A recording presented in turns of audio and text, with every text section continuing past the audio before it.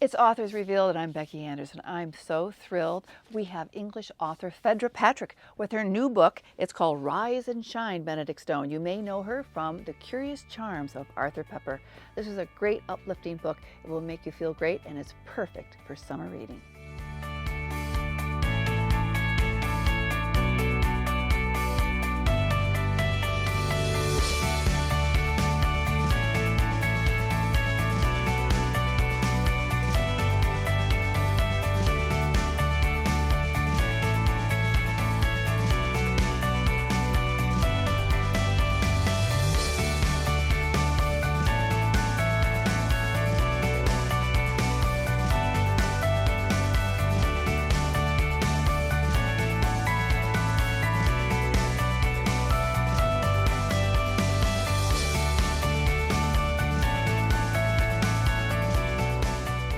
Phaedra, it's so great to have you back here in Illinois, but also here in Naperville and at Anderson's Bookshop. Thank you. I know I met you last year for dinner, but it's great to be in the bookstore. Absolutely fantastic. No, it's wonderful to have you here. We have many fans here of the Curious Charms of Arthur Pepper, and we are so happy that we have a new book from you, The Rise and Shine with Benedict Stone. So I want to know, what are readers who loved Arthur Pepper, what are they saying about Rise and Shine? Well, it just came out last week, right? So kind of just getting feedback through. But in the main, it's been really positive, and it's been amazing in America. The response, American readers have really took to Arthur Pepper and Benedict Stone, which is brilliant. Yeah, because only 6 days, not even quite a week yet not yet, here in the States. So where did the seed start to grow for this story? Because I know you love to base things in things that you have, or maybe have been in your family, or things like that. So. Yeah, I like to take influences from all around. So. Yeah. The very first idea for this one came from my engagement ring here, which is silver, and the stone is a peridot. And when I was younger, I was always interested in gemstones, but I was quite jealous that other months got glamorous stones like rubies and amethysts, and I got August peridots. And I decided to find out a little bit more about the stone over the last few years, and I found out that gemstones have got different stories behind them. And so I kind of read more and more, and I thought that would make a really interesting idea for a book. And I know you've mentioned, with Arthur Pepper and the charm, it was a charm bracelet you had. Yes. And it's so interesting that people talk about there's a story for every charm. Yes. But there's kind of a story on what a gemstone can do for you. So in researching about gemstones, anything surprising you found out about any particular gemstone? Oh gosh, all sorts. So I think with the peridot, it actually was a very good stone for marriage. So everyone thinks diamonds because diamonds represent honour and commitment. But actually, the peridot it kind of lessens stress and anxiety in relationships. So that's a really good stone as well. But yeah, there were just so many different stones. I think there's 37 chapters in the book, and each chapter begins with a stone and the meaning behind that stone. And I thought that was so wonderful in the book. So the main character in this book, he's in the title. So Benedict Stone, he's a 40-year-old jeweler, and his wife has moved out. She has. But also they haven't been able to have any children. And she has moved out, but he's just down on his luck. His business is not doing well, and he's just sort of down in the doldrums. I mean, he's kind of just really stuck in a rut. His business, he's just making the same jewellery over and over, and they can't have children, Benedict and Estelle, but they can't decide on a way forward. Benedict is really obsessed by family, and he wants to adopt, but Estelle, she's just they've tried everything, and she's kind of said, I want us to be together and not have this weight on our shoulders, and he can't let it go, so she's moved out, and of course he's in this really bad place until one night there's a knock on his door. A knock on the door. So before we go to the knock on the door, because this is a great character who knocks on the door, but where did Benedict Stone come from, his character, his DNA, do you think?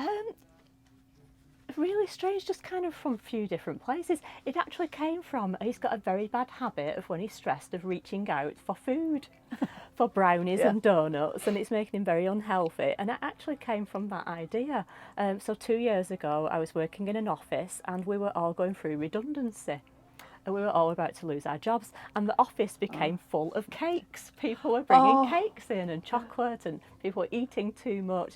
And it was just that little idea of kind of, oh, what if I've got this character? And that's kind of his weakness. Yeah. So that's where he kind of came from. But I originally did jewellery at college, so he became a jeweller. And it was quite interesting to write because he's a big guy and I'm not a big guy. So I had to kind of imagine how he moved and put myself in his shoes. And I like the way that he's trying to comfort himself with food and trying to pass up a bacon sandwich or something like that. It was very interesting with his relationship with food was really interesting. But okay, so that knock on the door. Yes. Yeah. So there's a special girl who's knocking on the door. There is. Benedict sends a text to his wife, so he just thinks his wife has come back to him. But he opens the door and it's actually a teenage girl stood there. It's his niece Gemma. She's 16-year-old and she's come over from America. And he's never even met her before because Benedict and his brother Charlie fell out a long time ago for reasons we find out throughout the book. And Gemma is kind of the opposite to Benedict. She's very go-getting and forthright, and she announces that she's come to stay with him for the summer. Right, so this American teenager, and she calls him Uncle Ben right off the bat. He doesn't particularly like that. No, he doesn't, but he's got no choice in the matter. Because it was so interesting, the juxtaposition of these two characters. He's so beige and bland, and he's so down, and here she is, she's just full of all this energy and ready to push on and get him out of this in a way. But what a great character. So is there, especially her being American, which I love that part that you put. So where did her character come from? It was kind of yin and yang. I think if you've got this kind of character, so it's a little bit like Arthur Pepper in the first book. He needed his neighbour Bernadette to come and get him moving again. So Benedict was the same. It was kind of, who can we bring into his life that's really going to challenge him? Because Benedict was quite difficult to write for me because he's quite placid and laid back.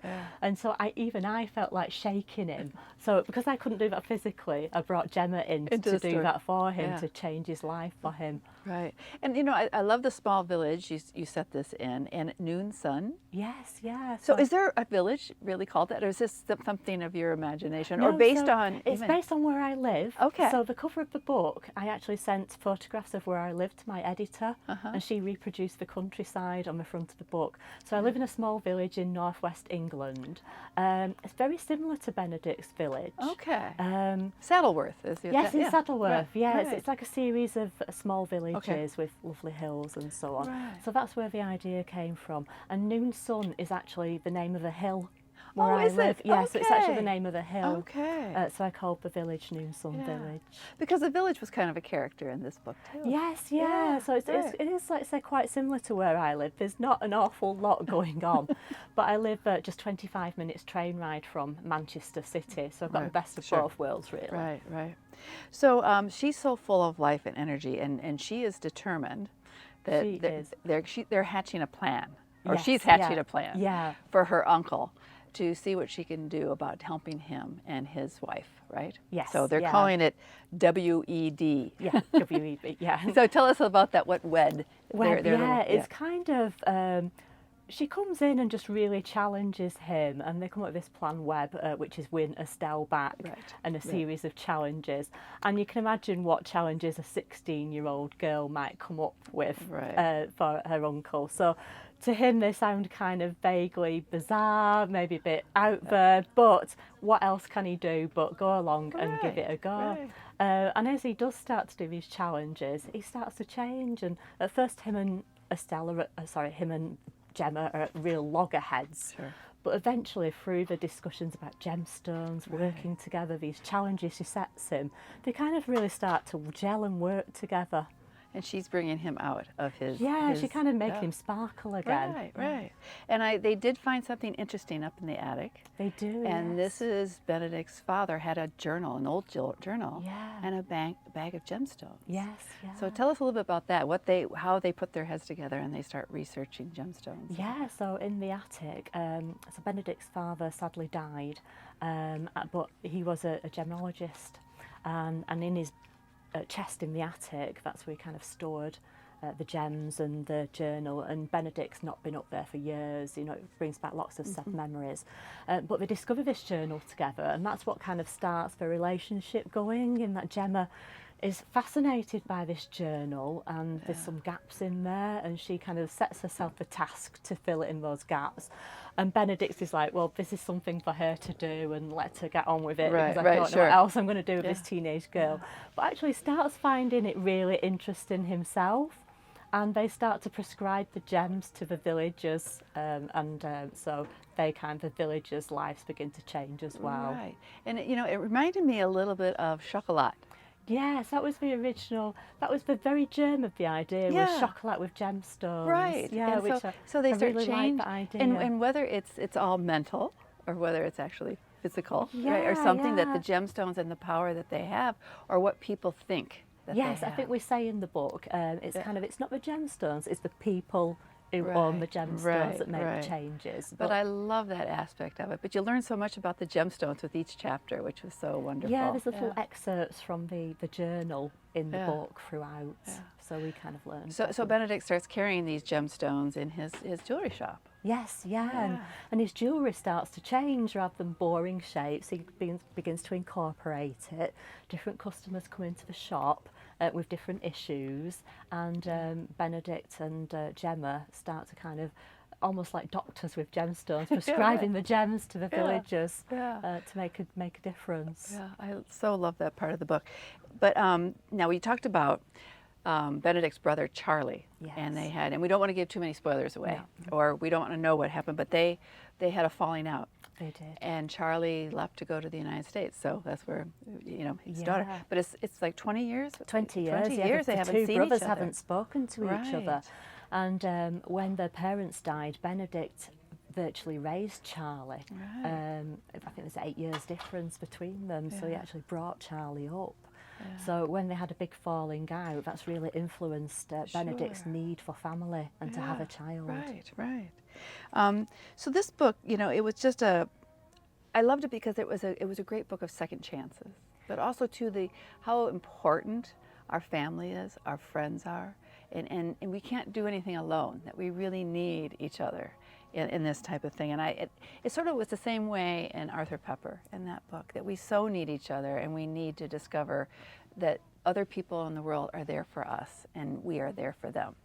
Yeah, I kind of believe in feel-good fiction. Yeah. I think if you're going to spend a long time writing a book, writing about serial killers isn't for me. So I'm really interested in families, relationships, how people interact. Those little stories that are in every family, and bringing those through, but also kind of seeing characters who are a little bit down on the luck and helping them along, and at the end I kind of I feel like I've held their hand, to take them to a better place. So I think they exist and they're kind of then living without me, but I've helped them to that better place. Is it hard for you to say goodbye to your characters? It must have been hard to say goodbye to Arthur, or it's kind of strange because I know what Arthur's up to, so I know like a year on where he is in his life. And I can tell people that. So I feel like he's got his own life now without me. I see it a little bit like if you've got children, seeing them off to university, they'll always be part of your life, but they need that separate life themselves now when you say goodbye to them, but you're never quite fully saying goodbye. And that, Gemma and Charlie and Benedict, they're all doing well, right? Yes, they're all doing well. They're doing well. So how is this book different for you in the whole publishing experience and the journey than it was to get The Curious Charms of Arthur Pepper published? How was it different for It was very Rise and Shine? different. I was working while I wrote. I was working 4 days a week in an office in the city centre when I wrote Arthur Pepper. So I used to write at the station every morning and on the train and home again. And then on a Friday I typed it all up. So I could take as much time as I wanted. And it was kind of, I'm in a bad place at work with all these redundancies. I've always wanted to be a writer. I really need to do this. It took about 18 months. Whereas with Benedict, I was a full-time writer then, so it's a completely different way of writing. Just sat in my kitchen day in, day out. And you had a deadline of 11 months. So very, very different experiences. Was it different from the aspect that Arthur Pepper was so successful in sitting down and doing this one, or had you already started this one when you had? I had the idea in my mind, But yeah, you feel pressure. Sure. If you're not getting that pressure from your publisher, I'm probably putting it on myself, to be honest. Yeah. But yeah, you do feel pressure to kind of Yeah. deliver something that people enjoy reading. Right. But so what is your working day at home now that you can write and you can do it whatever pace or whatever you want to do Yeah, at I home? see my son off to school, he's 11, Yeah. and first thing I do is go for a walk for about 2 miles because I know I won't get any more exercise that day. And then I can settle down to write and write for about 5 hours a day. Wow. Wow. And then pack away Yeah. when he gets back from school. Yeah. So this was Arthur Pepper was a indie bookstore favorite. Yes, and it's yeah, been how one of our brilliant. favorites, and we know this one will be that. But how do you feel about how bookstores and your publisher, all those relationships that build this world of readers? It's been amazing. When I worked in an office, you had a team around you. You'd be Right. like 30 people working together. And as a writer, it's quite solitary. So you spend many, many days working on your own. So actually having them relationships with booksellers, with readers, with publishers, with agents, they're like my team now. So even though I've got readers in a different country, they still feel very close to them. Right, And I right. feel like it's real team effort Yeah. and real supportive. Yeah.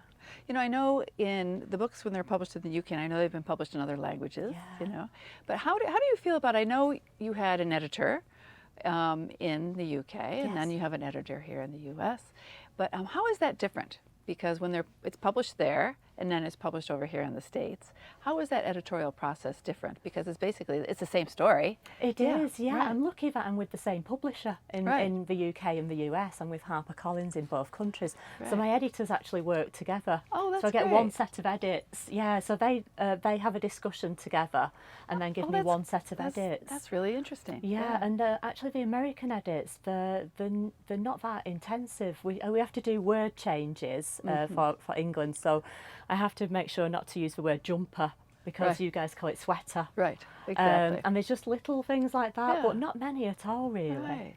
Because that's not usually, because most, when you're publishing in different countries, you have different editors in different places. So that's, Yeah. but they're not the same publishers. No, So, no.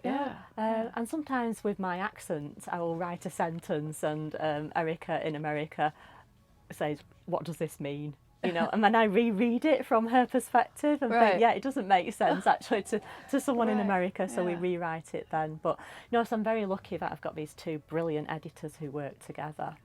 So what is your earliest recollection of wanting to be a writer? Or do you remember how old you I were? do, And maybe yeah. that first thing you wrote that, I'm going to be a writer. Yeah, it was when I was 8 years old, and you get these moments in time where you just stick in your mind.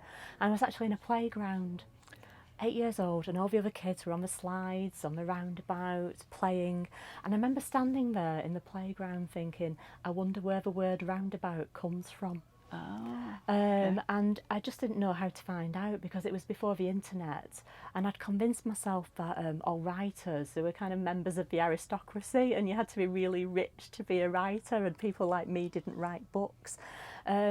But from then on, I kind of read shampoo bottles while I was in the bath. I read cereal packets at the breakfast table. I was like obsessed with reading the blurbs on the back of books. And I knew from a very early age that I wanted to be a writer, but I just didn't think that people from my town did things like that. Yeah. So you published some short stories and you won some I competitions, did. didn't you? Yeah, I wrote Yeah. 5 or 6 novels which were all rejected. So I've come to this a long way round. And when I had my son, I just took a little bit of time out to just reassess what I was writing. And to get my confidence back up, I entered a couple of short story competitions. Yeah. And one was with Penguin Publishers, Sure. which won a prize. And there was one at a literature festival that got shortlisted. So I thought, okay, come on, Yeah. one last book. Right. And Yeah. that one last book was The Curious Chance of Yeah. Arthur Pepper. Yeah. Oh, we're so glad. Yeah.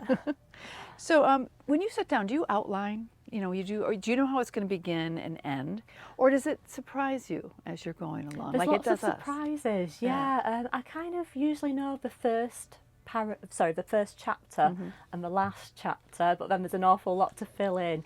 I usually split it into 8. Okay. Because I think if you're writing 100,000 words, it might send you a bit crazy if you try and think Sure, of that many words. sure. So I usually split it into 8, and then each section has different themes and different happenings, Yeah. and that makes it more manageable. Right. So I get my post-its out then and kind of think, what might happen in this section, what might happen in this section, Right. and plot it out vaguely. Yeah, yeah. And I'm sure with the charms for in Arthur Pepper, you knew you had to cover each charm. And what Yeah, it that meant. was Yeah. kind of an interesting Yeah. structure because I had the 8 charms. It was almost like 8 short stories strung together like a Yeah. bracelet. Right. So that gave me a really nice structure to work to. Whereas with Benedict, Yeah. it was kind of quite strange not having that structure in place. Right, right. But then you had all the gemstones. We have the gemstones, yeah, and the little challenges that Right. Gemma sets Sure, for Benedict. Sure. Yeah. So what are you working on now? Is there anything you've started, or is it, I Yeah, know you're on yeah. tour, so it's hard to write probably. I am, yeah. I've been writing this afternoon in my hotel okay. room. So I've got a contract for book 3 and 4 with the same publishers. So I'm writing book 3, which I have to deliver in 4 months' time. Yeah. Wow. My heroine's a female this time, and she's a librarian. And so I'm making the hero of all the librarians. Yay! Yes. Okay. And there's a bookseller in it as well, a male bookseller. So yes. I write about what I love. So I love jewellery, I love gemstones, and I love books. So this one's going to be very much like a love letter to bookstores and librarians. So I read in your biography that you had many jobs, and one of them was a stained glass artist. Yes, yeah. And I was trying to think that putting together a stained glass is sort of like the same way of putting together a story. I in a suppose way. it is, yeah. So, when I went to college, I wasn't sure what to do. I started off on a silversmithing course, and I saw this amazing stained glass course, and I moved courses and studied stained glass for 2 years, and then actually worked as a glass designer for a few years. But I wasn't that great at it. So I used to like designing them, but actually making them is really physical. You need to be quite strong. So my house has actually got quite a few stained glass windows in it. Beautiful, beautiful. Okay, so Phaedra, I end these interviews with a little quiz. Okay. Now you know all the answers because it's about you as a writer and your reading life and what you like to read. So it's kind of like a lightning round. So whatever comes to mind will be the answer. Okay, what was your favorite book when you were a child? Oh, The Magic Faraway Tree, Enid Blyton. Oh, okay. How about something when you were a teen? You know, maybe that really affected you when you were at an impressionable age like that. Yeah, you know what? It was a fairy tale book. It's called East of the Sun and West of the Moon by a Danish writer called Kai Nielsen. And I joined a book club when I was in my teens, and I got this beautiful book, and I still love it now. Okay, how about a book you've been an evangelist for, something you absolutely adored that you can't tell enough people to read? I love a French writer called Antoine Lorraine. He wrote The President's Hat and The Little Red Notebook, and I love his work. Yeah. And when I was out in America last time, a bookseller put me in touch with Antoine, and so we email each other. So wonderful. So that's great as well. Yeah, we had him for an event last year. Yeah, he's fantastic. He is He's a real fantastic. character.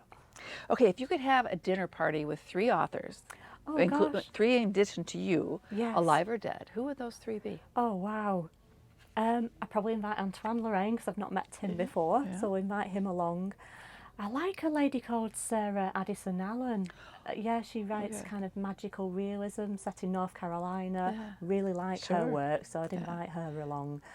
And who else? My son loves a series called Skullduggery Pleasant. Oh, yes. About this kind of detective skeleton. Skeleton guy. And I just think it's such an amazing idea. And I read the first one, so Derek Landy, I would love to invite him along. He's great. Yeah, we did an event with him too, which was really Okay, if you could live in the world of an imaginary world as in a piece of fiction, what would that imaginary world be?